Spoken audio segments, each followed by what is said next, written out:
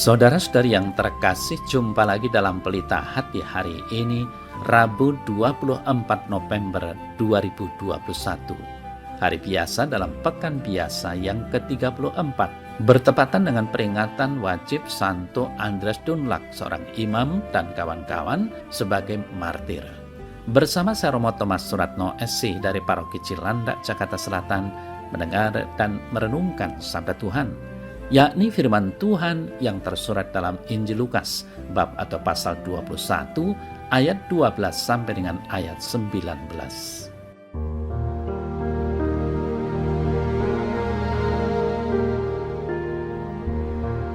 Pada waktu itu Yesus berkata kepada murid-muridnya, "Akan datang harinya kalian akan ditangkap dan dianiaya. Kamu akan diserahkan ke rumah-rumah ibadat dan penjara-penjara, dan kamu akan dihadapkan kepada raja-raja dan penguasa-penguasa oleh karena namaku. Hal itu akan menjadi kesempatan bagimu untuk bersaksi. Sebab itu tetapkanlah di dalam hatimu, supaya kamu jangan memikirkan lebih dulu pembelaanmu.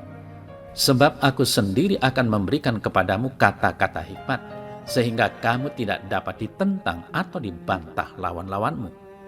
Dan kamu akan diserahkan juga oleh orang tuamu, saudara-saudaramu, kaum keluargamu, dan sahabat-sahabatmu, dan beberapa orang di antara kamu akan dibunuh, dan kamu akan dibenci semua orang oleh karena namaku. Tetapi tidak sehelai pun dari rambut kepalamu akan hilang. Kalau kamu tetap bertahan, kamu akan memperoleh hidupmu."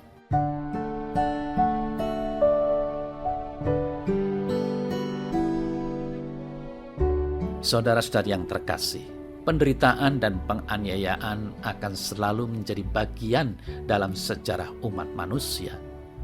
Sering kita jumpai justru manusia itu menjadi serigala bagi yang lain, homo homini lupus. Hidup yang tidak mudah, perlu perjuangan untuk mendapatkan sesuatu atau untuk mencapai sesuatu. Seringkali menghalalkan berbagai cara untuk mengejarnya. Mengorbankan orang lain menjadi cara yang seringkali dianggap efektif dan mudah. Hampir selalu ada yang menjadi korban dalam banyak peristiwa hidup. Saudara-saudara terkasih, demikian juga dalam dinamika hidup beriman. Ada banyak tantangan dan hambatan yang seringkali dihadapi umat beragama ketika hendak mengungkapkan imannya. Ritual-ritual tertentu seringkali dianggap aneh dan tidak benar karena tidak biasa melihatnya atau gagal memahami ritual agama lain. Sementara setiap agama mempunyai pengungkapan iman yang berbeda-beda, mempunyai ritus yang berbeda. Jika tidak ada pemakluman yang secukupnya, ungkapan iman agama lain selalu menjadi sumber pertentangan. Saudara-saudari yang terkasih, hari ini Yesus mengingatkan kita sebagai umat Kristiani untuk waspada dan siap sedia apabila datang waktunya kita mengalami hambatan iman. Hambatan iman itu pasti akan selalu ada, dan tetap akan ada usaha-usaha untuk melemahkan kita sebagai orang beriman. Tantangan dan hambatan masih mungkin kita hindari atau hadapi. Namun apabila hal itu datang dari dalam lingkungan terdekat, keluarga misalnya, pasti akan jauh lebih sulit dan membutuhkan energi lebih besar. Tidak jarang perjuangan beriman justru kandas ketika menghadapi itu. Iman menjadi iman keluarga, bukan iman personal yang dasarnya adalah perjumpaan pribadi dengan yang ilahi. Saudara saya terkasih, sejak awal Yesus sudah mengingatkan kita. Bagaimana kita menghadapi itu sepenuhnya tergantung dari keputusan kita. Apakah kita akan tetap bertahan juga tergantung bagaimana diri kita. Satu hal sangat pasti adalah jika kita tetap bertahan, Yesus memberi jaminan bahwa tak sehelai pun dari rambut kita akan hilang.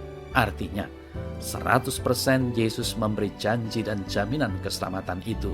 Syaratnya adalah tetap bertahan. Saudara yang terkasih, bertahan berarti mau belajar beriman terus-menerus. Kemampuan bertahan tidak terbentuk sekali jadi. waktulah yang akan menguji bagaimana kualitas kebertahanan yang kita miliki. Gelombang hiduplah yang akan menjadi medan perjuangan kita. Kualitas kita semakin diuji dengan itu. Seorang nahoda yang handal pasti sudah mampu melewati ribuan gelombang dahsyat air laut. Tanpa itu, ia tidak mampu menjadi nahoda yang handal. Saudara-saudara yang terkasih, mari belajar dari hal-hal sederhana dalam hidup kita. Hal-hal sederhana itu kita lihat dan kita hayati dalam kerangka hidup kita sebagai orang beriman. Semoga dengan demikian kita selalu mampu untuk belajar beriman terus-menerus.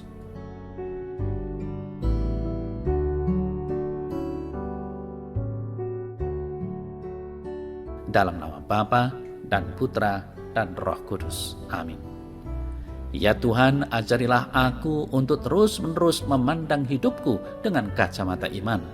Semoga aku mampu terus-menerus setia dengan iman yang aku ikrarkan. Sertailah aku, agar aku tidak mudah lemah karena tantangan-tantangan yang harus aku hadapi, karena aku sebagai murid-Mu.